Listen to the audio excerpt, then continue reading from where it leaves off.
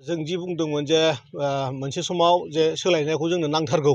दिनै जोङो बे सोलायनायाव हाग्रामा महिलारि बिथाङाबो बाहागो लाफादों, बेखौ जों दिनै बिराद मोजां मोनदों।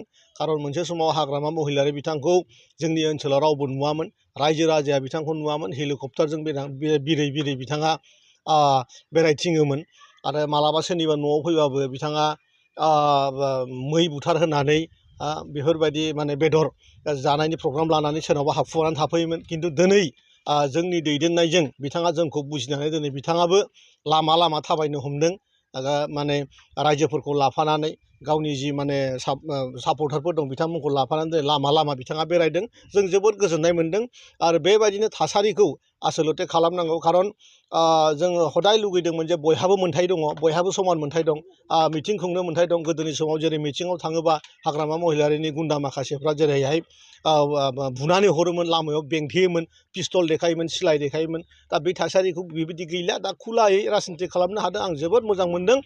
आरो बिथाङा मोनसे कमेडि खालामबाय थादों, बे जाहैबाय हाग्रामाखौ जों बयबो मिथिखागौ कमेडियान, गतिके आरो बेजों लोगोसे बिनि जे एसिस्टेन्ट पार्टनार लोगोफोर दङ बिपुल राभा आरो सुकुर आलि, बिथांमोनखौबो एखे लोगो आगोलाव दोननानै थाबायोब्ला बांसिन मानसि जागोन, आं बेखौ बिथांखौ एडभाइस होनो आरोखि। बुंखांबाय अलरेडि, बे सासे एकदम केरेक्टारलेस मानसि, निम्न थाखोनि मानसि। बिनि लाइफ स्टाइल बेकग्राउन्डआ बिराद गाज्रि। दिनै आङो बुंनो सानाखै, बिथाङाबो सासे मानगोनां MCLA आरो बिथाङा जि समस्तिनिफ्राय बिलं खालामो पर्बतजरा, बे मिथिंगाजों समायफबनाय जोबोद समायना जायगा। बिनि सायाव जोंनि बिटिआरनि गासिबो रायजो राजाया अननाय दङ, बेयाव जोङो बाख्नायो।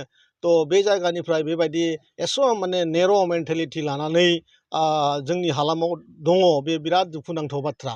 आरो जाय बुथारनायनि खोथा बुंदों, बे बिथांखौ बे समाव जेब्ला बिथांनि बिगुमैया सासन खालामदोंमोन, अब्ला जोंनि बर' हारिखौनो 1000निबो बारा मानसि बिसोरनि सासन खालाव बुथारनाय जादों।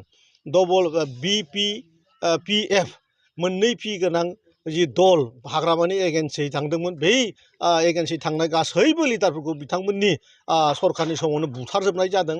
आरो बेबायदिनो गुबुन हारि मुसलमान, हारसा, बेफोरबायदि गोबां खना खनलायाव माने खमियाव 3000निबो बारा मानसि बिथांमोननि सरखारनि समाव बुथारदों। गतिके दिनैनि दिनाव सोरबा बबेबा दाखायत सासेखौ गावथारजादों, सोरबा आरो फिन खेबसेबाव हाथियार दैनो थाखाय हाग्रायाव थांनो थाखाय लाहार जगार खालामदों।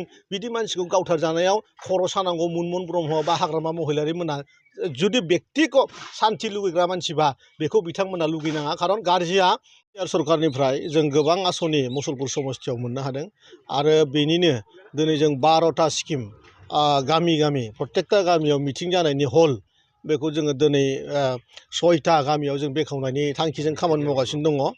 बेनिनो बर' बरमा मैखुलियाव मोनसे मिथिं जाग्रा हल, थिग बिदिनो सिलाकुटियाव दिनै दा जोङो जि जायगायाव दङ बे VCDC अफिस जों अपेनिं खालामदों। आरो फमा फोथार, बेवहाय VCDC अफिस अपेनिं खालामदों। आरो गेरुवापारायाव मिथिं जाग्रा मोनसे न' जोङो उद्घाटन खालामदों। बेफोर गासैबो दिनैहाय जों 12टा गामियाव जों 12टा आसनि दिनै बेखेवगोन।